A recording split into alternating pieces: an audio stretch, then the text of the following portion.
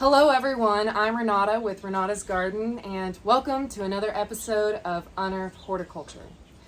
Today's topic is container gardening, and this is something that I'm really passionate about because I think that everyone should be able to have a growing space that they can grow their own vegetables and herbs. Whether you're a person who lives in a rural area and you have a 6-acre garden with 100 tomatoes in it, or if you're a college student and you only have a patio that is very space limited, but you'd really like to have an outlet and be able to grow things outdoors in the spring. That was me. And it was really hard for a horticulture major to not be able to grow vegetables in the spring while in college. So I saw many of my friends start container gardens, and today I'm going to talk about some pro tips for how you can be successful with your container garden. As you might be able to hear throughout this video, it's a little bit windy outside. I have very few trees in my yard here, and that makes it difficult sometimes to have a successful garden, especially when just starting out, because plants don't necessarily like the wind. They have to get tough after they've been moved outside, hardened off to both the temperature and the wind conditions in Kansas. So one of the benefits of container gardening is being able to put your container in a protected space, whether that's a porch or deck area, and maybe even being able to move those containers if the wind gets really bad. Another benefit of container gardening is that you can have as many or as few vegetables as you want. You know, you don't have to till up a certain square area of garden space or be limited to a certain number of plants every year. You can choose how many by just adding containers. Now, if you do have a patio or rooftop garden, you do have a limitation on your outdoor space. But if you're a rural area gardener and you already have an in-ground garden, but you don't have enough space to trial a new variety, you might try some container gardening. It's quite fun, and I'm definitely going to trial them this year. Before you get going on even choosing the plants that you're going to have, you need to decide what type of container you're going to use. On the bus this spring, I've been selling these fabric planter bags. These are Smart Pot brands, and this company is based out of Oklahoma City, so it's local to the Midwest. The reason I like fabric planters for small space gardening is because, first, look how small they are. They fold down, and if you have a small space to garden, odds are you don't have a lot of space to store containers. So it's always good to have something that folds down, it's lightweight, and these are reusable. I actually asked the company, and they said that they should be good for up to 5 to 10 years. Of course, depending on your climate and circumstances, how hard you use them.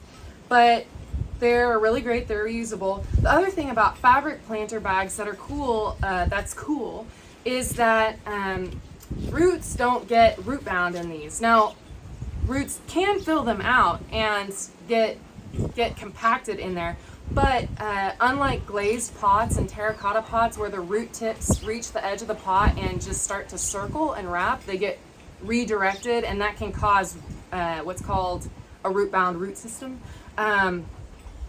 These guys, the roots get to the edge of the fabric bag and they air prune, which means that they just stop growth and they don't wrap. So that's a really cool part about fabric bags. The one downside to these in Kansas is that it is windy and it is hot, and so these tend to dry out a little bit more. So in the summer, if you're in-ground gardening, sometimes you only have to water your tomato plants every 2 to 3 days really deeply. These guys you might have to water every day. And the way you check that is just with your finger. You stick it down in the soil and you feel, is it bone dry? You need to water, and you need to water until it drains out the bottom of the container. If it is still pretty moist, you can let it go another day, especially if it's cloudy outside, read the weather circumstances. But in summer in Kansas, odds are with the fabric bags, you're gonna be watering every day. If you have a more protected patio or porch area, then that'll keep them from drying out quite as much. Terracotta pots also have the same issue. If they're not glazed, they tend to dry out a little bit more frequently as well. Okay, so the other type of container is a glazed pot or even a plastic pot or any other container that has kind of a solid finish. The reason these pots are so great is because they're not porous. They're not porous on the outside, so they're going to retain water a lot better than if you use a fabric bag, a coir liner, or a terracotta pot. However, what's not nice about these is they're heavy, they're big, you have to have a place to store them, and oftentimes if the size that you require to grow vegetables in is really too heavy to move around that easily. So great for windy days, but also it comes with its own challenges. Next, you need to think about where you are going to place your container garden. So I'm on my front porch and it faces almost completely west. That is some pretty intense sunlight.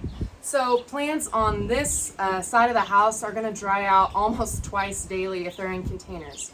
So I'm planning on keeping my plants on the southeast side of the house.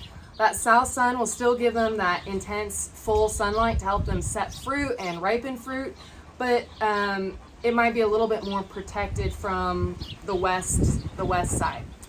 One thing I'll also mention about location is you want to make sure that you keep lighting in mind. Most vegetables need 6 hours of sunlight a day to set fruit.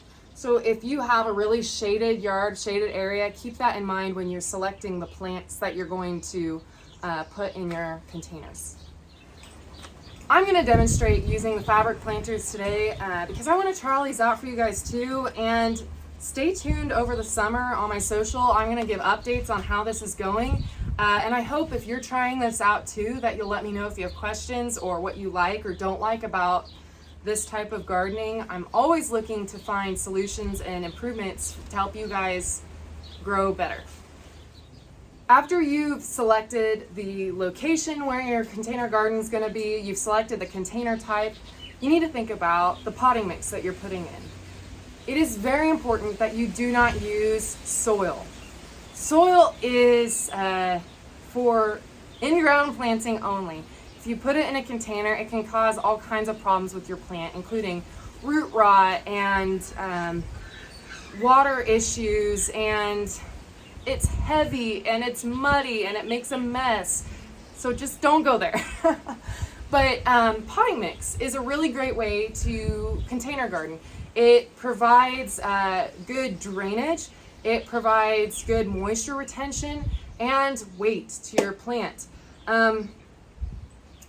When you consider the potting mix you're using, of course you want to think organic or not organic. A lot of potting mixes have a fertilizer mixed into the mix, like a Miracle-Gro, but you can also get mixes that don't have that fertilizer mixed in. Make sure you know what you have, because if your potting mix does not have fertilizer mixed in, you need to make sure that you add fertilizer. I suggest using a slow-release fertilizer that's pelleted, and you can follow bottle recommended rates.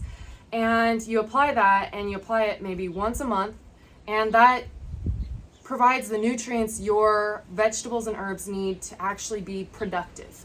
If you don't fertilize, your plants won't set fruit. They might for a little bit, but they'll slowly trickle off, and your herbs won't produce leaves. So it's really important that you fertilize.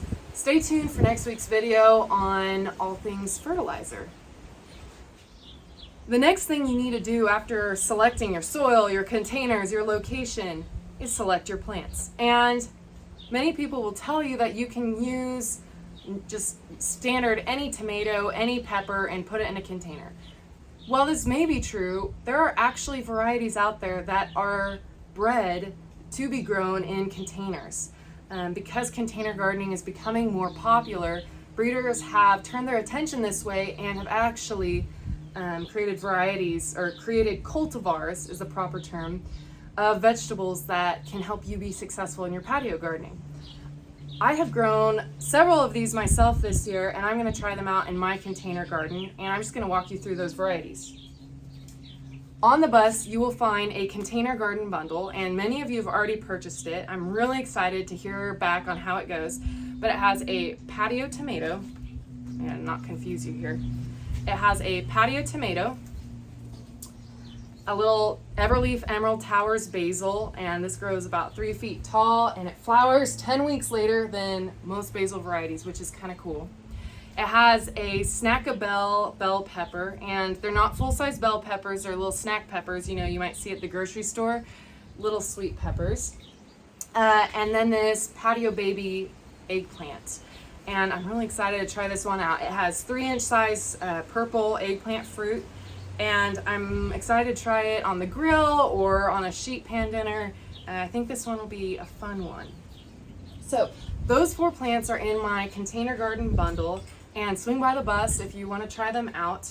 I'm going to demonstrate how to plant them in a container garden. So here we go. Let's get planting. One thing that I didn't go over when I was talking about containers is size. Now, since these are dwarf plants, that means they were bred for containers, they don't need full-size bags. Like, I have a 20-gallon planter here, and I would suggest using a 10 to 20 gallon planter if you're going to grow a full-size tomato that needs a cage and requires that extra root space. However, if you're going to do these dwarf varieties, anything from a 5 to 10 gallon size bag per plant is a good way to start. I have a couple 7-gallon bags here. I've been selling 5 and 10 gallon bags on the bus. See, these are pretty nice size.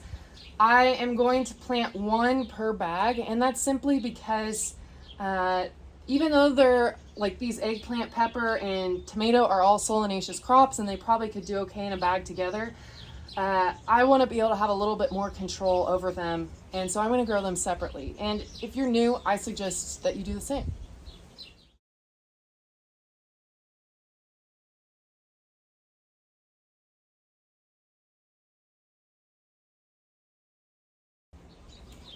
I have filled the containers most of the way here, and you want to make sure that you don't fill it so high that it goes above the handles. You want to make sure that you can move these as necessary.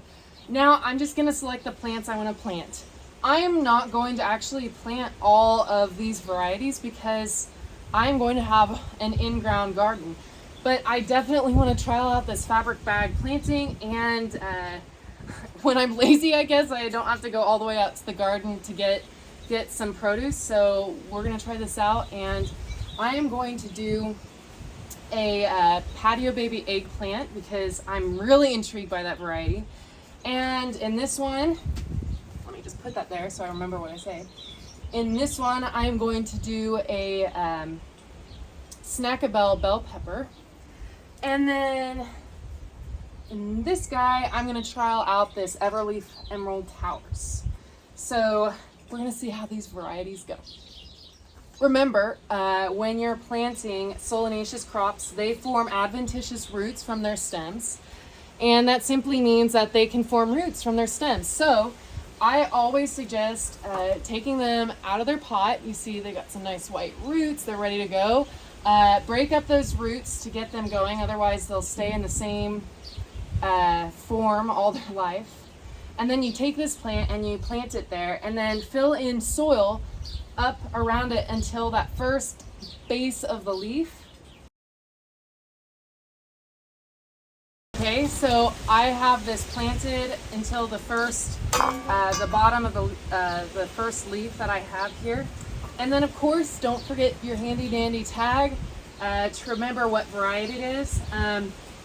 Honestly, I normally stick it on the edge, but it's great to stick it right in the middle of the pot because these fabric planters are going to move around, and the edge, it might fall down in the bottom. So